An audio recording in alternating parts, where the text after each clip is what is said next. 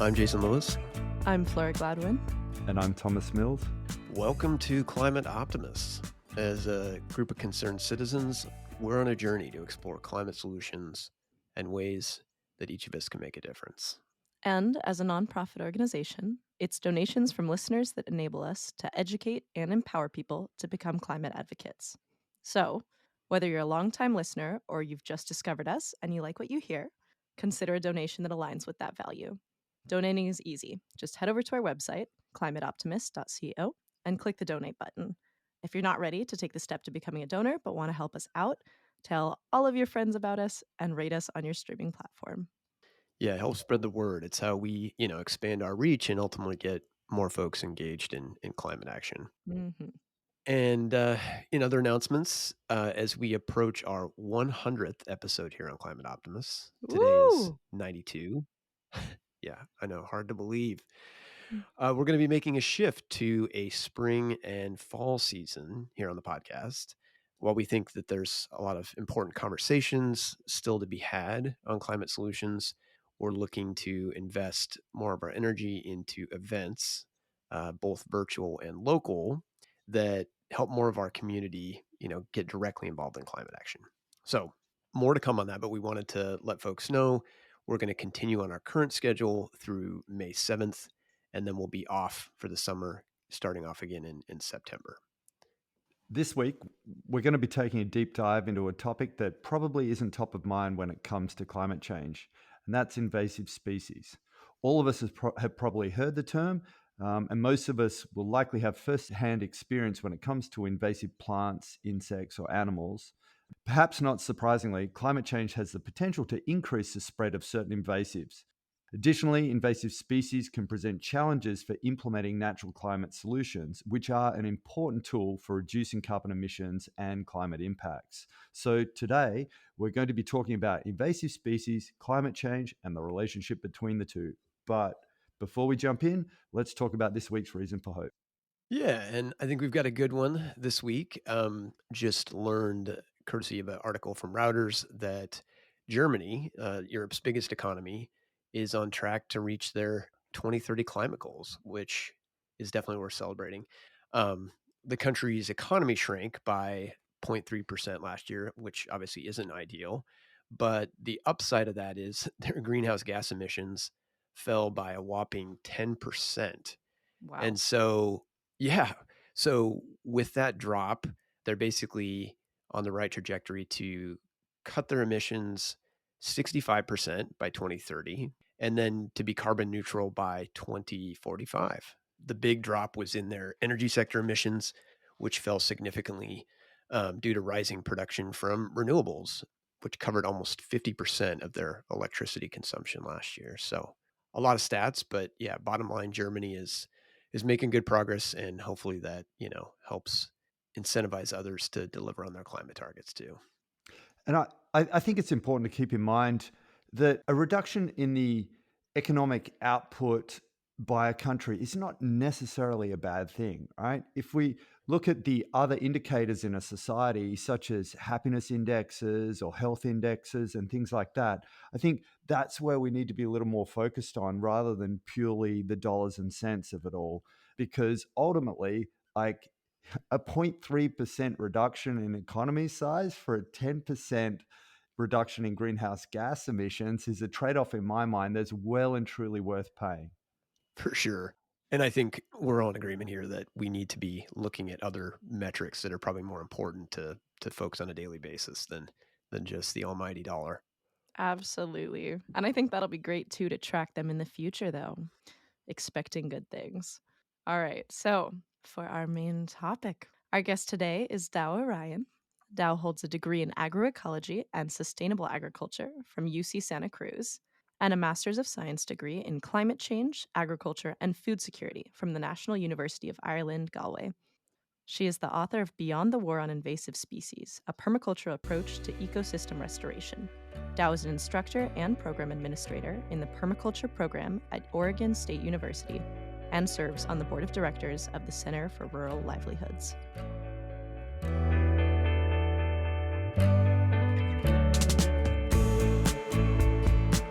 Tao, welcome to Climate Optimists. Thanks so much for having me. It's good to be here. So to kick things off, when it comes to efforts to address climate change, what makes you hopeful? For me, over the past 20 years or so, being involved in sustainable land management, I feel like right now there's a lot of awareness and momentum that has been built, even though it doesn't seem like it sometimes. I think that there's a lot of willingness to implement new ideas and techniques, strategies at all levels, from like the kind of federal level all the way down to the community level. I think people are really interested in trying out kind of climate friendly solutions, especially in the land management sector. I've really seen that grow over the past several years. So that gives me hope. Yeah, it seems like there's a ton of promise, when it comes to nature-based solutions and sort of multiple benefits, from a climate benefit to biodiversity benefits, et cetera. Since we're talking invasive species today, I figured we'd start with the obvious question, kind of from your perspective, like what are invasive species? And then maybe kind of the follow on to that, why are they a problem? Invasive species are plants and animals, usually, that are native to somewhere else, and for various reasons tend to thrive in environments, where we live now. So, it's somewhat of a subjective definition, because something that's invasive here where I live in Oregon isn't necessarily going to be invasive in the Southwest. So it really has to do with a lot of environmental factors, land use history factors, things like that. Even the National Invasive Species Council, which is like the federal association that kind of sets invasive species policy in the United States, has a 9-page definition for what an invasive species is. It's not Oh, kind of a wow. concise answer. And I tend to think of it as somewhat subjective based on context and what your kind of goals for land management are. But, there's several in the Pacific Northwest that are notorious that many people are probably familiar with, like Himalayan blackberry and Scotch broom, reed canary grass, Japanese knotweed. Those are some of the kind of top ones in the area where I live.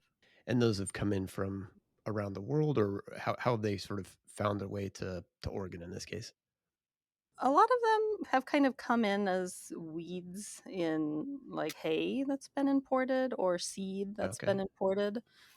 Japanese knotweed was first introduced at the Chicago World's Fair in the late 1800s as kind of a novelty plant, back when people were just kind of learning more about the world and what wonders Right. there were. So it really kind of varies, but a lot of them were kind of imported as part of the agricultural trade. So are there other, our audience is kind of all around the world, are there other examples you can kind of think of that might be familiar to folks, where there was an invasive species that came in and has caused problems for local ecosystems? Well, a really famous one is kudzu in the southern states of the United States. In Australia, there's cane toads, which are kind of a animal invasive species that has a really interesting story as well. Interestingly, there's not as many in Eurasia. Many of the Okay. invasive species that people are concerned about in North America come from that region, but there's not as much going on there, largely because there's kind of a more recent history of glaciation in this area, and so the ecosystems are relatively newer. So how do they, I mean, you mentioned in the US kind of, you know, things like, imported hay or stuff coming into the World's Fair. I mean, how do invasive species normally spread and take hold? Well, I mean, I really encourage folks to think about what I call forensic ecology. So look back at kind of the history of a landscape, the techniques and strategies that were practiced by indigenous folks in this area, for example, included prescribed fire. And actually, in Oregon, that practice was made illegal in 1859, indigenous burning.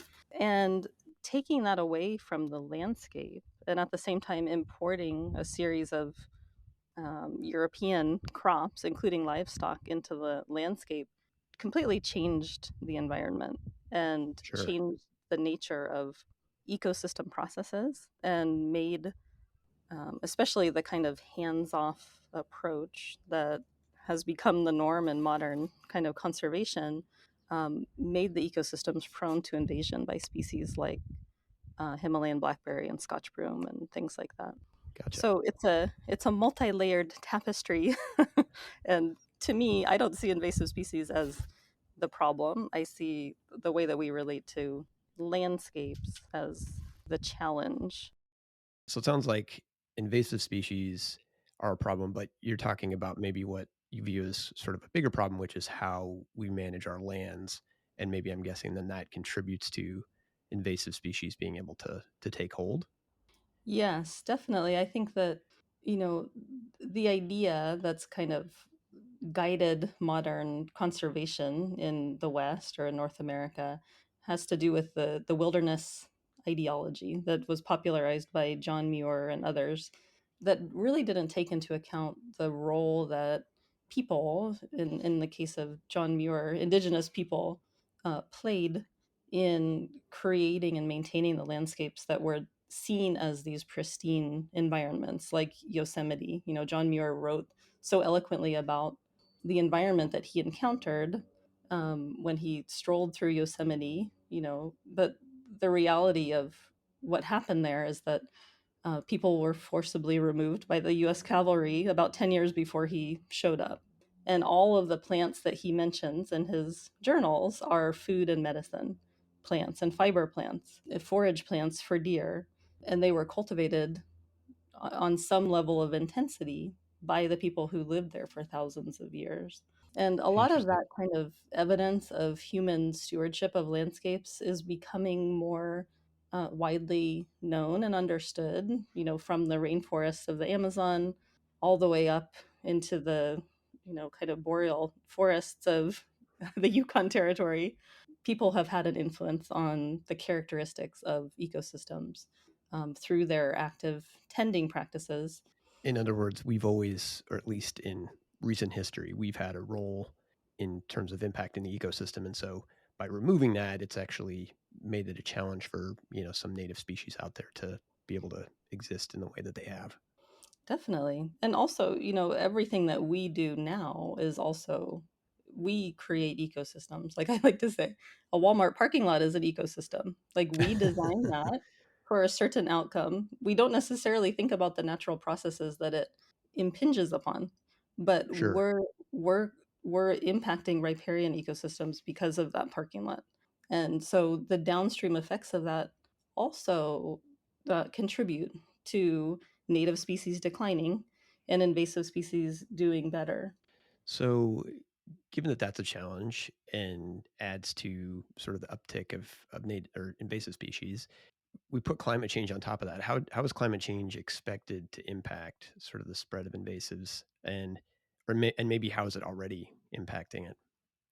Well, there's been some really interesting studies about that that I looked up pretty in depth when I was writing my book. And, one of them was out of Oregon State University, actually, that looked at the invasive Himalayan blackberry and the native trailing blackberry grown in a laboratory environment where they just kind of started cranking up the CO2 in the lab. And you may be able to guess which one did better for those of you who are familiar with the Himalayan blackberry, because it grew 4 times as fast Oh as wow. CO2 was elevated. And the native trailing blackberry just kind of hung out. So it's almost like a selection pressure that we're exerting again through our the increasing levels of carbon dioxide and other greenhouse gases. And I think if we studied other invasives, we'd probably find something similar.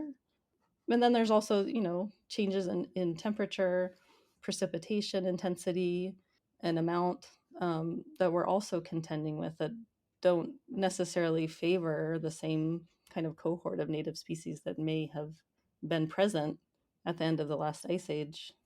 There was some really interesting research out of the US Forest Service, kind of looking at projected changes in ecosystem characteristics west of the Rockies. And they kind of layered on their best estimates for projected temperature, projected precipitation. That kind of suite of modeling was only able to find compatible niches and places for about half of the existing plant communities, meaning that like for about half of the landscape west of the Rockies, there were no known existing plant community associations that would thrive in the climate projections of Oh, 2100.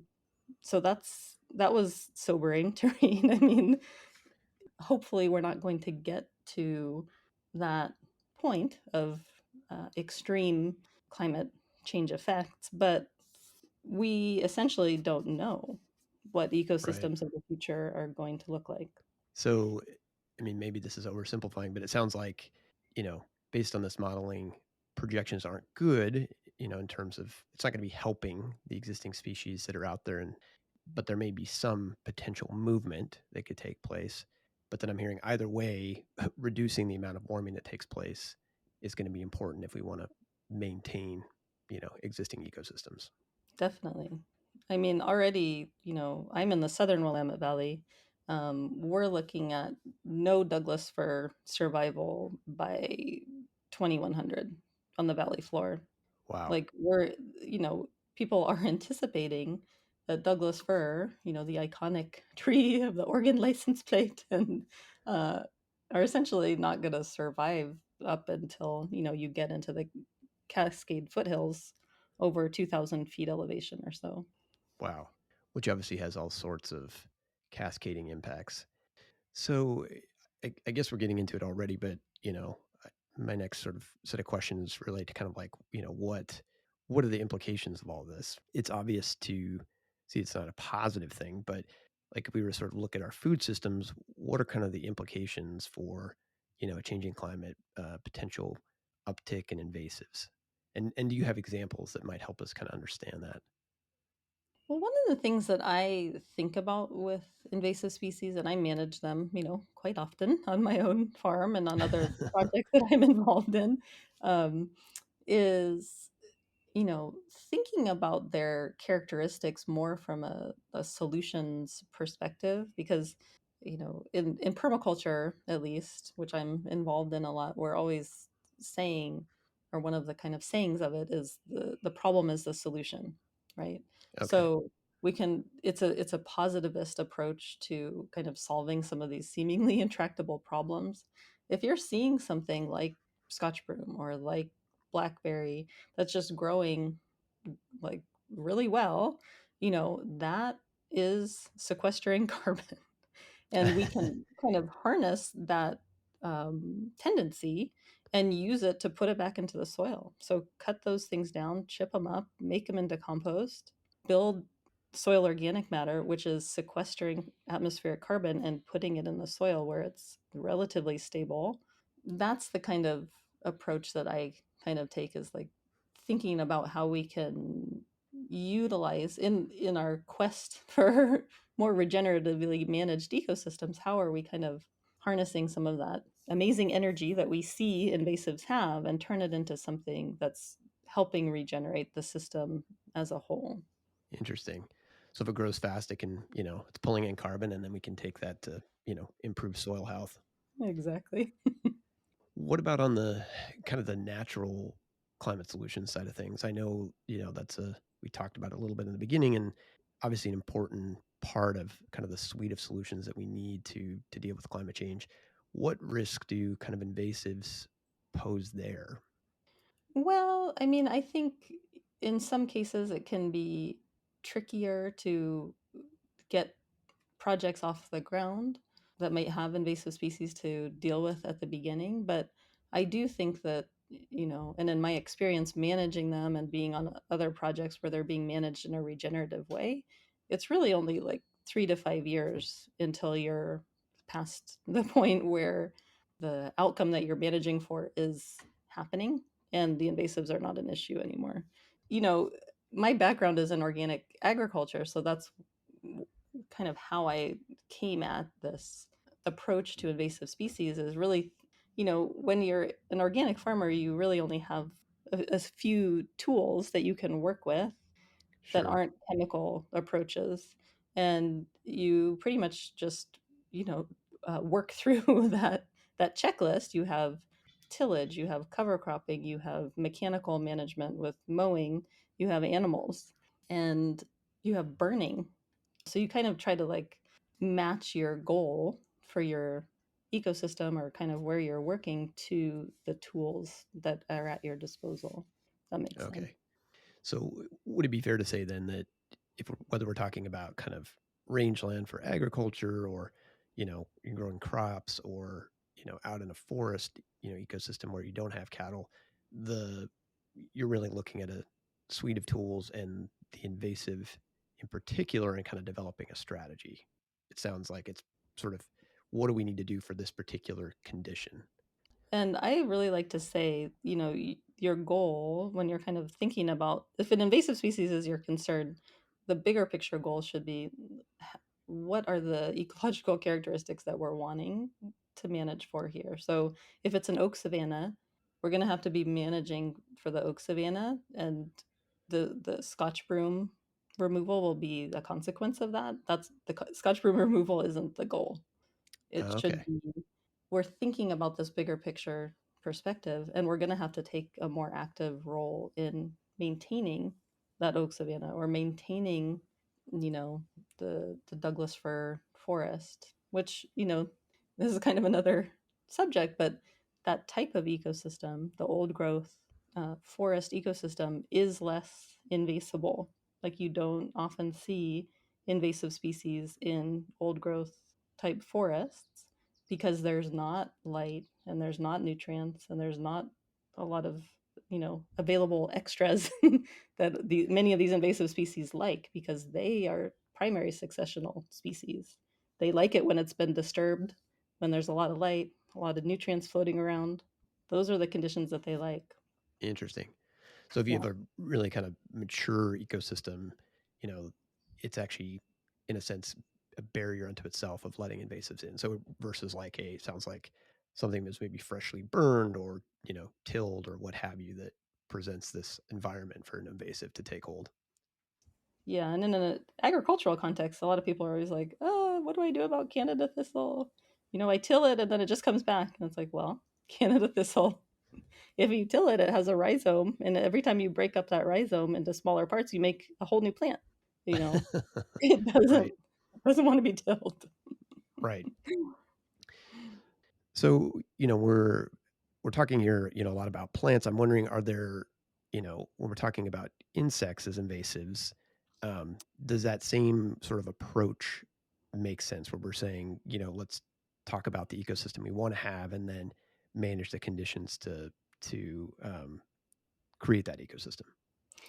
Yeah, I mean, I think it definitely does. I think, with things that are ambulatory and eating other things, it becomes more tricky because they can have a more significant impact in a shorter amount of time than a plant that might, you know, it's just easier to approach from a management perspective.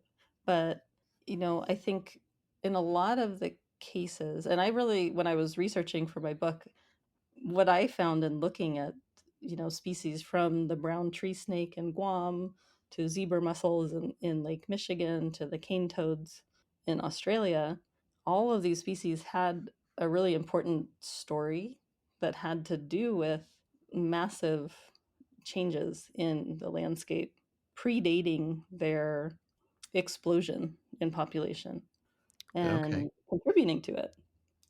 So, you So can know, you elaborate more on, let's say, one of those species, and what kind of led to the environment that allowed them to take hold? yeah, I mean, uh, well, the tree snake in Guam is a particularly interesting one, because I was like, okay, this one's hard. The brown tree snake in Guam, it ate a bunch of birds, and it led to their extinction on the island. Most of them still exist on other smaller islands in the area.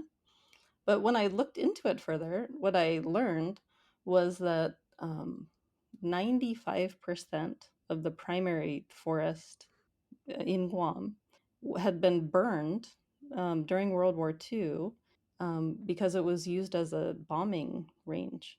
And Okay.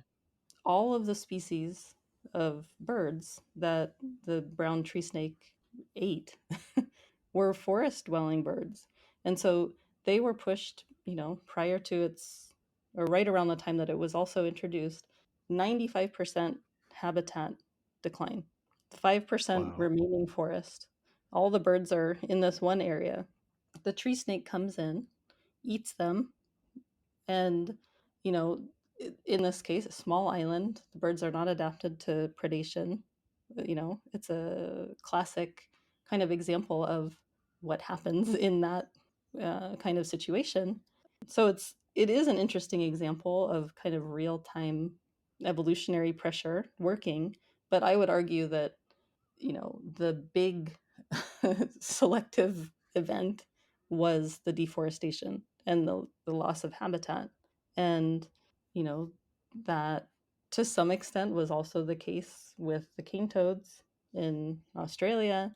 It's definitely the case in with zebra mussels of, massively changing aquatic environments and increases in pollution, over harvesting of native mussels, leading to an available niche for something that does exactly what the zebra mussel does.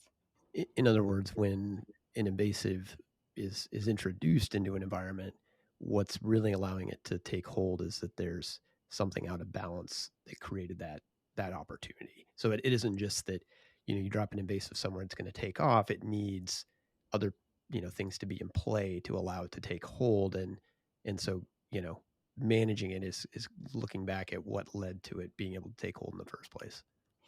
Yeah, I think in the majority of cases, it's absolutely true that you have to kind of look at what's going on in the environment that's allowing it to thrive. And your higher leverage point in terms of ecological management is going to come from changing those conditions rather than focusing on eradication. Well, it's good to hear. I think, I mean, I'm sure I've been guilty too. When you have something you don't want to be there, it's always focusing on eliminating that particular thing rather than maybe stepping back and looking holistically at how what was the root cause that allowed it to get in Yeah, there in the first place. yeah. Well, we've already started to answer, I think, what was kind of my other question, which was solutions, right? If we were to kind of look forward, what do you think needs to be done to, kind of manage um, invasives in a changing climate? Well, I mean, I think thinking about ways that they can be managed that provide multiple yields. Like I really like to think about, the social, economic, and ecological benefits of their management. So, I mentioned kind of managing them in creative ways that creates like compost and mulch that can be used in your garden. But on a larger scale, I think supporting projects that are, and I'm involved in a number of these where, there's goats for hire and or people are kind of incorporating invasive management into their livestock production systems. And there's several pilot studies going on now with that are looking at these techniques so that they can be applied, and have more of a sense of regularity and like Sure. so people can just kind of plug and play a little bit with them. All of that kind of research hasn't been done yet because most of the research on invasive species has come from chemical companies, unfortunately. So it sounds like there's a lot of research yet to be done, but folks are starting to do that research. I mean, is there funding, available at the levels it should be to facilitate that? I would say yes. In my consulting business, I work. One of the things I do is I am a technical service provider for the Natural Resource Conservation Service. So I write plans for people who are transitioning to organic. But we also do in my business restoration and forestry planning. And the Natural Resource Conservation Service has a lot of money available to folks to do things like timber stand improvement and brush management. And we've been very successful in kind of taking this more organic approach to weed management, invasive species management in these contexts, um, and getting some of that funding applied to people that are trying to undertake restoration projects on their properties. Well, now I have a lot of additional questions, ones that I can't necessarily answer within the context of this interview, um, but super interesting topic, and I guess heartening to hear that while there's a lot of work to do, that there is money flowing, research taking place, and an exchange of ideas. Thanks for coming on the show and educating us a little on invasives and climate change and what we can be doing to restore those ecosystems back into balance. Yeah, thanks so much for having me. It's been great chatting with you.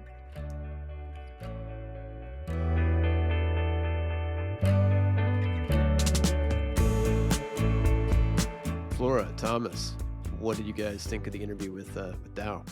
Look, I thought it was interesting, but I think we've got to realize that we as humans, probably the preeminent invasive species, have already massively changed the habitat of the world in general. So sometimes we've got to utilize exotic plants or animals to thrive in these highly modified environments that we have created.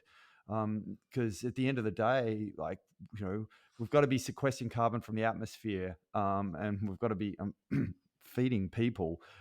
So sometimes that means that we've got to work with what we've got and not keep fighting against a changing system. And an example I take is willow trees. When I was a kid, the government was paying massive amounts of money to farmers and other people to rip willow trees out of river ecosystems. But in doing so, it turns out that, well, one, you often lose the riverbank erosion protection because often it takes a long time to try and get natives reestablished. And the other problem with a lot of the natives is they don't grow over the river. So in our increasingly warmer summers that we're having through climate change, you're getting more solar radiation into the water. And so the water temperatures are higher, which are affecting the fish populations. And so there's a whole bunch of cascading impacts of trying to remove those invasive species. That said, I do draw the line. I'm very much against any invasive species that either is prickly or poisonous. So those, I have no qualms in removing those from the habitat. Well, and I don't know if your point, Thomas, is necessarily counter to what Dow was trying to say, which is that we humans are part of the ecosystem, whether we, want to acknowledge it or not. And that when it comes to invasives, you really have to meet a specific definition. And just because, there are a lot of, we'll call them alien species that are spreading to different areas of the world, doesn't always mean they're going to pan out to be negative and turn, categorized as an invasive. Yeah, that's a great point. I do feel like the ultimate takeaway of this podcast was that if we're going to address invasive species, we have to do it at the local level, listening to indigenous perspective, really reaching out to the people who have lived realities in places where invasives are impacting the environment. And I'm also going to toss into the mix a little bit of recommended reading. Super short. There's an essay by William Cronin called The Trouble with Wilderness. And it's speaking to that concept that we've talked a lot about, which is the fact that untouched wilderness is kind of a myth.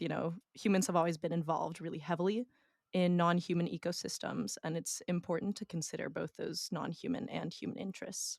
So, for me, like Dow spoke to, we do have to find those solutions, which are taking into account cultural circumstances and looking for things that overlap on both beneficial social impacts and ecological impacts.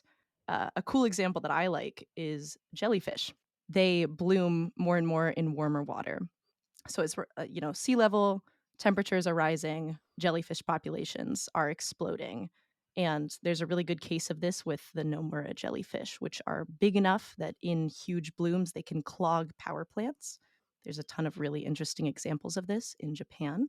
And when people were looking for solutions, one of the things that they looked to was local cultural practices, including eating jellyfish.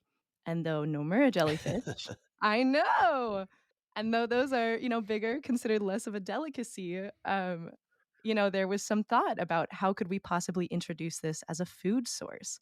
Are there ways to use invasive species that could be beneficial to the economy, to the people living there, to our taste buds? I think this is something to look into too with insects, but Yeah, good point, Flora. I think while I definitely, like the idea of the untouched wilderness and humans not being a part of the Yeah. ecosystem, um, yeah, I think we have to acknowledge that there are few ecosystems left on Earth that we haven't touched in some way, shape, or form. So being mindful of the impact historically that we've had is important in the context of figuring out what do we do in the future to deal with invasives. Absolutely. And so I think as we're talking about all this, I wanted to make sure we give people a sense of how, costly this problem is, because it's not trivial. This report from the Intergovernmental Platform on Biodiversity and Ecosystem Services, it's a mouthful, IBES report, about 60% of global plant and animal extinctions can be linked back in some capacity to invasives. We're looking at annual costs to deal with invasives right now, about 420 billion globally each Woo! year. And that's been like quadrupling every decade since the 70s. So it is a big deal. And it is a big deal in the context of climate change, because forecasters are saying that we're looking at about a 36% increase in the introduction of what are called alien species Mhm. um, by 2050. And so not all of those are obviously going to be invasives, but it just points out to the fact that it's just going to make things, climate change makes things harder for local ecosystems, which makes them more vulnerable to invasives. And then vice versa, once invasives take hold, it can mean that ecosystems are less resilient to climate change. Yeah, no, it's a great point. I was looking at some specific species that I had seen in the Canary Islands, and I came across the Himalayan blackberry, Rubus armeniacus, in the Canary Islands, which are off the coast of Africa. Did a little digging and found out that the plant, which chokes out other species, like you're saying, does really well in climate change, has established a foothold in all continents except for Antarctica, which is wild. I think it originated in East Asia. So that got me thinking a little bit about Wow. islands, how these species are getting there and everything. And we've talked a lot in previous episodes about how islands are disproportionately affected by climate change, whether that's, how much they're actually contributing to greenhouse gases versus how they're getting hit with rising temperatures, sea levels, natural disasters. And I looked into it a little bit, and it's a very similar situation where islands lowly contribute to, but are highly impacted by invasive species, which makes sense. Islands have a closed loop system, therefore, really high endemic biodiversity, which means that colonization and human impact are able to introduce just huge amounts of non native species that local ecosystems haven't really developed defenses to. And I think the feral cat has probably got a lot to play in causing those species losses. But there is a good news story in that front, and that is Macquarie Island, which is sort of the last stop between here in Tasmania and Antarctica. That had quite a significant feral cat problem, and there was an eradication program put in place a couple of decades ago which worked. But there was a downside, and that was that the feral cats there were keeping the local rodent populations in check. And once the feral cats had been removed, the rodent populations got completely out of control, and the rodents started living on, native bird eggs and so forth, and basically destroying the island, tunneling everywhere. So there was a program then launched to eradicate the rodents, rats and mice, and that in turn worked as well. It was a very intensive program, and then more recently, there was a similar program run on a far more tropical island, Lord Howe Island, which is off the coast of New South Wales, and that too, as of I think October last year, it was declared rodent free. So that is the beauty of an island. It does give you a sort of more contained location to be able to go and then reverse these invasive species problems. But when you do that, you've got to look at what those secondary impacts are going to be. Yeah, great point. Yeah, it's not all doom and gloom. I think it is worth pointing out that there are all the solutions we need, out there on the table. This isn't something that we can't address, focusing on the obvious Mm. of prevention, responding rapidly, to your point, Thomas, like coordinated efforts to eradicate things. And then, as Dow pointed out, ensuring that local ecosystems are healthy, which makes them, more resilient to invasives taking hold. So now normally we would be pivoting into what we can do. We always like to end with some good hope for our listeners, but before we get there, we've been talking about, getting listener feedback in our last few episodes. And so now we're introducing a new bit on the podcast to highlight listener feedback, comments, questions, and actions taken for the climate. This week, we want to send out our thanks to Michelle from Bozeman, Montana. Michelle suggested an episode on the climate impacts of AI. So we're currently on the hunt for a guest who can speak to the intersection of AI and climate and hope to produce an episode on the topic soon. Thank you so much for reaching out, Michelle. We absolutely appreciate it. We always love hearing from y'all. If you've recently taken climate action, have a question, or even just a note, please, please, please head to our website and drop us a comment. Yeah, great point, Flora. I think having a podcast that's more interactive makes it more rewarding. So yeah, we definitely want to hear from you in helping us, shape what we do here on the podcast and, hopefully answering more questions. So getting to our action opportunities for the week. Option number one, we want to encourage folks to get educated on efforts to create healthy ecosystems and, deal with invasives in your area. Do a little research, and there are no doubt organizations around that are helping to work on making those ecosystems more resilient and at the same time addressing invasives. So do your homework and then sign up to volunteer. Yeah, absolutely. And for option number two, go check out the National Wildlife Federation page on invasive species. They've got a ton of really awesome initiatives, whether that's signing up for a petition or volunteering or donating. So take a look and find something that you like and want to support. Nice. I like that. Well, that's a wrap for this week's episode. Thanks to everybody for tuning in. Come back on April 9th when we'll be releasing our next episode. Climate Optimists is made possible by Climate Stewards Collective. You can find us on the web at climateoptimist.co. And don't forget to follow us on social at Climate Optimist Podcast.